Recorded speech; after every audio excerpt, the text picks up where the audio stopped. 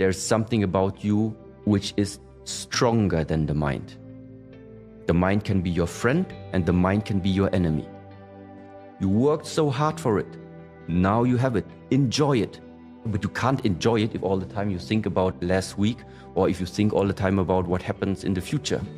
Enjoying what you have is you arrive exactly where you are right now with what you have. That's it. There is no wishing for something more of the future, and there's not wishing for something that wouldn't have happened of the past. No, you're in the present. That's it. And the more you realize this about yourself, the more you integrate this just into your normal being, then it starts to shift. Just bring more presence into present. If I observe myself, the most of the time I'm present and I'm realizing when I'm not. When I'm absent, I realize it. When I'm present, it's my normal state. For other people, maybe it's the other way around. The truth is, you're always present. You just don't know about it. There's some layer on top of the presence which somehow makes you think you're not in the present, but we're always in the present. Just the realization that you are is not there because it is overlaid by thoughts. If you take the thoughts away, you will realize, oh, there it is. One approach that we have at the moment in this world is, in order for us to feel full, we need to attain something. We need to do something. You need to have your diploma. You need to have your job. You need to have money. You need to have the first car. You need. So this approach is about it's about doing. But the realization that I was just telling you right now that you have yourself is, no, it's not about doing. It's there already. It's just covered all the time. This time is not about adding something there. It's about this year must go. And that one must go. There it is. Nothing needs to be done. It is something we have to undo. This is the Eastern approach. It's the balance. You don't have to throw away everything that you have learned. It's just that there are more perspectives that when you have access to both of these perspectives, just find out for yourself. Sometimes this makes more sense, sometimes this makes more sense. Well, important part is, as long as you have it, you can choose when to use it. But if you don't even have it, you can't use it. So what does it mean? Whatever there is to learn in this world, it's never wrong to learn it. You never know if you will need it one day. And then it's better to have than to need. It is one way out of many that are existing. I did talk only about this my whole life because I walk this way. It doesn't mean it's the only way. It's just because I walked it for so long, it is my understanding of how these practices interfere or are connected with building up a life that you think is worth living. That's it. What is the Shaolin practices doing for me? Help me build up a life, a quality life. That's it. But ultimately, it's the mind. You make your body strong. You have movements that on the one side also sometimes are quite aesthetic. And it's so nice and whole for me. There's everything involved. There is diet involved. There is structure involved, like when would it be good to wake up? When is it good to go to sleep? And all of these things. So it's a whole nice, let's say, culture, tradition. This is what I find so nice about it. That the search is over. You don't need to search for like, here I take this yoga practice and then from here I take the breathing exercises from here and from here I take like the dancing moves and then you have like a mix-up menu. But mix-up menu maybe gives you the feeling of you have some freedom. Yeah, but structure gives you direction. You eat at 8 o'clock, then you have training from 9 until 11. When you finish the training, you're hungry already. But you need to wait until 1 o'clock. Cannot eat in between. Yeah, but why can I not just go to the kitchen and eat when I'm hungry? Because this is your mind telling you. But there's something about you which is stronger than the mind. The mind can be your friend and the mind can be your enemy. And if I'm telling you there are 3 times per day eating, that's it. In the first weeks, still you're thinking about eating, you're hungry, all of this. But at some point, you will have accepted it. That okay, 8 o'clock, 1 o'clock, 6 o'clock. You're okay. And what does it mean? Now the real freedom has come. Now you're free. Because even if you're hungry and you say next food is at 6 o'clock, no problem, I can wait, it's good. And you're free. Not free is, it's 2 o'clock, I'm already hungry, 4 more hours, I need to eat something. I cannot wait until 6 o'clock anymore. This is not free.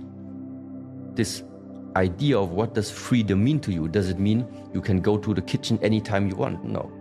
That means you're slave to the mind. Free is no matter what the mind tell you, you can wait, I can wait.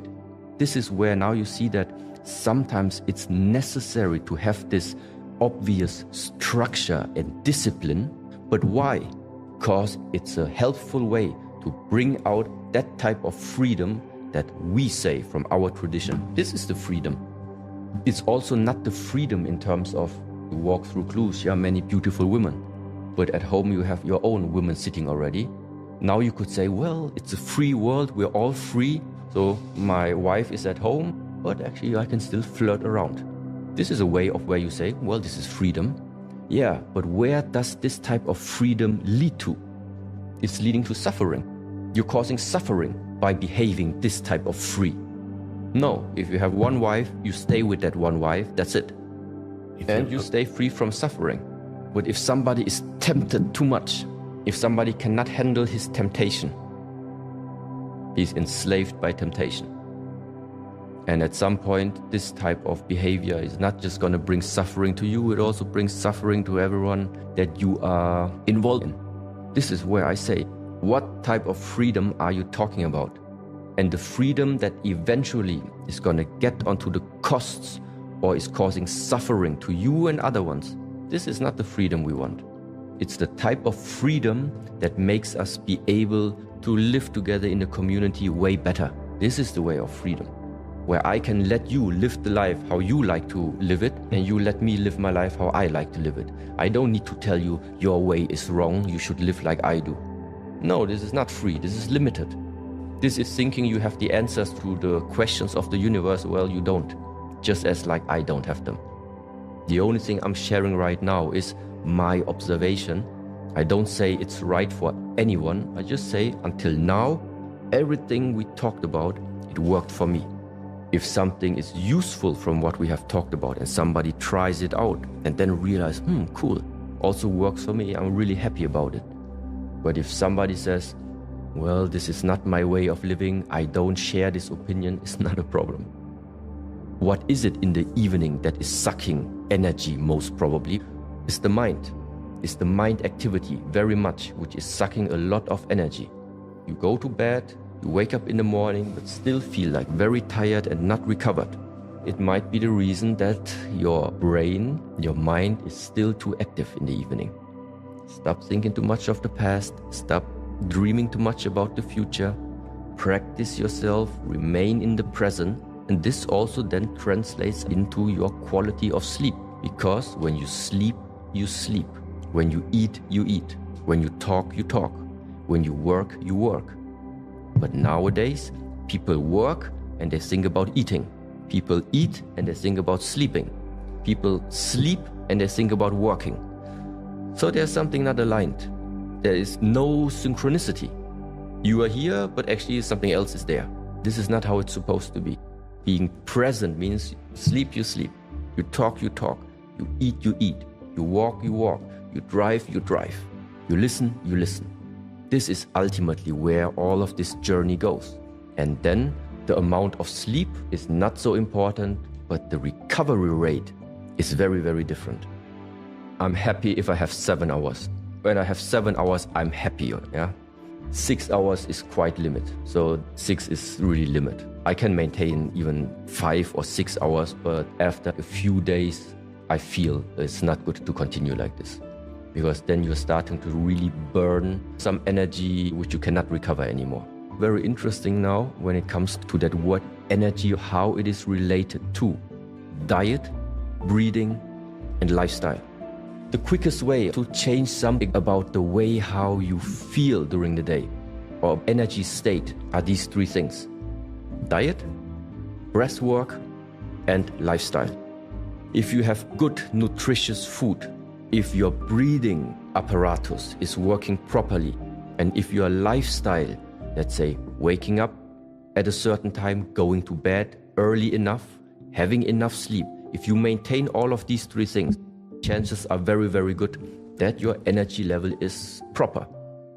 If the diet is not good, if your breath is not good, if your lifestyle is not good, still you are alive somehow, but the energy that is now being sucked out from you in order to make you still functioning, it is coming from something that we, let's say in the ancient tradition, call it comes from your essence, which means ultimately no good lifestyle, no good food, no good breath, life short. You die early. Very simple. So that's it. You have some mindset where challenge is not an obstacle for you, where difficulties in life is nothing that stops you, but a challenge in life, a conflict that comes up. Everything that makes you feel uncomfortable at the first glance, it's nothing that is depressing you. It is something where you actually realize that is the next area of my growth. Because it's heartbreaking, because it is so heartbreaking, because it goes so deep, it carries the potential for the highest transformation. So this type of change of perspective, if you want to see it bad, it's going to be bad. But if the circumstances right now are like this, and with the mindset which is in your hands, you can still transform it somehow. The highest transformation can happen. And this is, I think, the value. This is why I like so much in the Buddhist teachings. Number one sentence is, with our thoughts we create the world. The circumstances are not going to change. What happened to you is not going to change. But dependent on how you are tuning your thoughts, something about it is going to change. This is why the power of the mind is so important. Because it is ultimately outside there, the wars, everything is not going to change. Because it's not dependent on what you want. You can only determine what is going to be the consequence of what comes to you. How will you transform it? Will you let it stuck inside of you and it slowly eats you up from the inside? Or do you make something different about it? And this is based on the thoughts, on the mental redirectioning of yourself. Yeah. How do we keep going when we lose hope?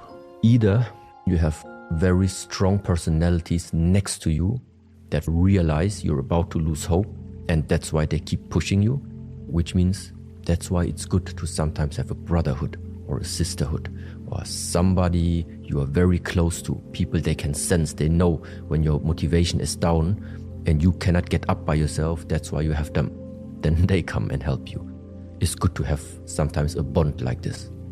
The second thing is, if somebody is losing hope already, maybe the vision that gives the hope is not strong enough. Hope dies at last. I really think so in a way too. But if the hope dies too early, before that, that was not hope. That was maybe an idea that you have. Maybe it was like a motivating thought that you had, but it was not hope. Hope is really, really deeply, deeply embedded, where internally you don't care about what 8 billion other people say. You have it, and you're going to do it. What creates a positive mindset?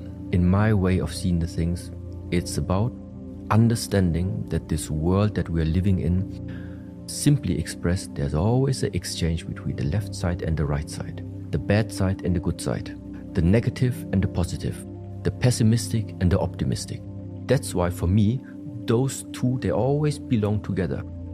And it is normal for me that sometimes circumstances are bad, but I also know, at the moment, but it's an exchange. Sooner or later, it will be also becoming good again. Now I'm a little bit depressive, but it's gonna change.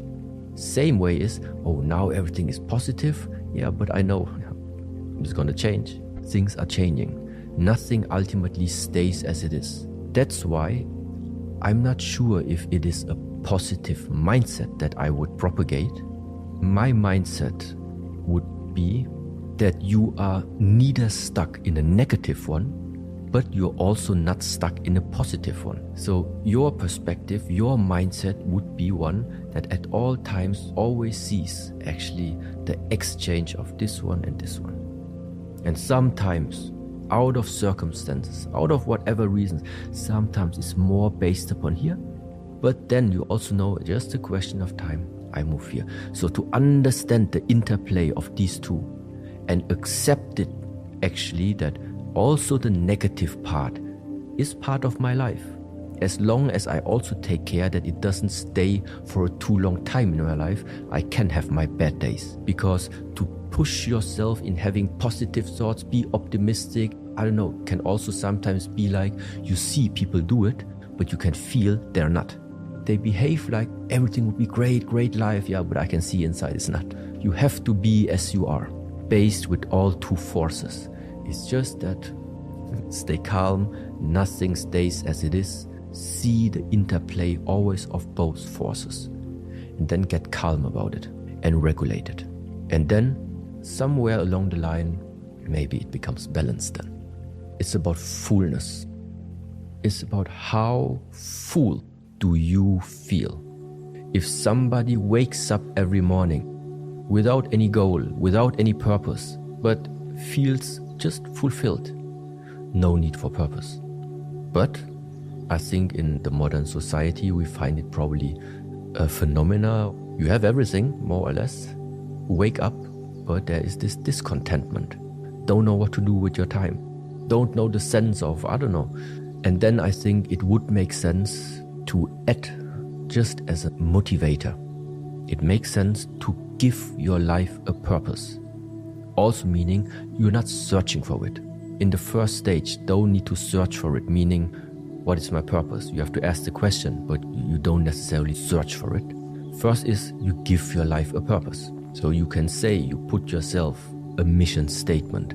First thing is just you need to keep going. You need to do something in order to make use of the lifetime that has been given to you. But along this way, things are going to change. There will come the period you do, and then you realize all the doing actually brought nothing. So maybe you will return back to, it's about the non-doing. And then you do nothing again. But then at the same time you realize, yeah, but with all the non-doing, I don't know, I could do actually much more. Then you start doing again. And along this way, you're going to figure out the middle way for you to live. It's both of them. It's not about being active all the time, and it's also not about being passive all the time. It's about being present in all of these times. What is a healthy relationship? I'm not only talking about human relationships. I'm not talking about love relationships only. There can be many types of relationships. First that just comes to my mind is, in order that there is a type of relation, that means there must be already at least more than two components involved. These components then have a connection. This is number one. If there is no connection, it's difficult to determine any type of relation between them. So first we need a connection. That connection can mean that feeling-wise maybe, based on the emotional, on the feelings, on your emotional states, maybe there is something that is in resonance, which means there is something that two beings have in common. That's why it's resonating. So if this type of connection is already there, then I think it's a good starting point. On the other side, what can also happen is that in the mind, you are having a desire for something, but the feeling is not one of connection that you have there. In the mind, it says, yes, I want, but feeling-wise, it's not there. This is for me not a good starting point. How do I know if a relationship can develop into a healthy way? I think you must directly start right from the beginning. If the feeling with which you have entered into this relation, no matter what type, if there is resonance, of course we think we know what we want. The question is that what you want, does it fit to what another person wants?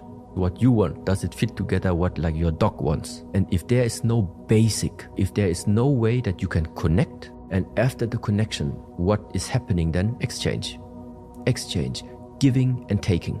Meaning also, if within one type of connection, if one type of relationship, the flow is always one directional, it's not going to work. So after connecting, after resonance, then the question is, how do you see the flow of exchange within this bond? And if it is a healthy flow, where nothing is stagnating, there is a giving and a taking. From times this can change, but it's there. So there is flow. Then I think a relationship can develop in very nice directions. In my view about the world, I believe in cause and effect. Simply meaning, you plant an orange seed, you get an orange tree. You plant an apple seed, you get an apple tree. How did I become the way how I am today? I am the effect. Who is the cause? My parents. So why can I be here? Why are we able to talk? Because of my parents. And everything that you can trace back, thanks to my parents, that's why there is gratitude. Why can I do in the martial art field the things that I can do? Because I had teachers that taught me the things. Gratitude to all of the people, all of the masters and teachers that taught me these skills, taught me these methods. The friends, the ones why you are still a person today who believes in hope, who believes in keep going, who believes in friendship, who are the key persons that you nowadays still have it. Well, gratitude to all these companions that you have met in your lifetime. So everybody will find plenty of people or beings, also animals, no problem, where you feel like that without them, you would have never become the person you are today. And the ultimate gratitude is, I think, once again, to this one who allowed everything to happen. And this is why I don't know if you call it the universe, if you would want to call it the nature, different nations, different cultures, different names. But there is probably something that we cannot just give a name, but without it, we would all not be here. And so there also goes a huge amount of gratitude towards life itself. Being able to live, being able to see colors, being able to speak, being able to listen to things. I see when you start to see the glimpses of truth. When you see that the truth makes you feel free. This is when you start to realize there is something I can do. Only one of these moments must come. And if you pay more attention to them, more of them will come. How long do you have to keep up the structure? Until you realize that you don't have to be the slave of your mind. In our approach, this is the beginning to freedom. To not be enslaved again only by your mind. Because the mind is way less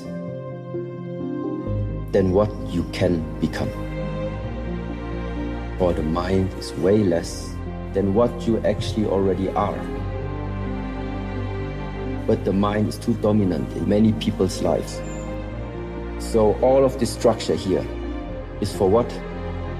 To realign and to give you a new perspective about how you should see the relationship between you and your mind.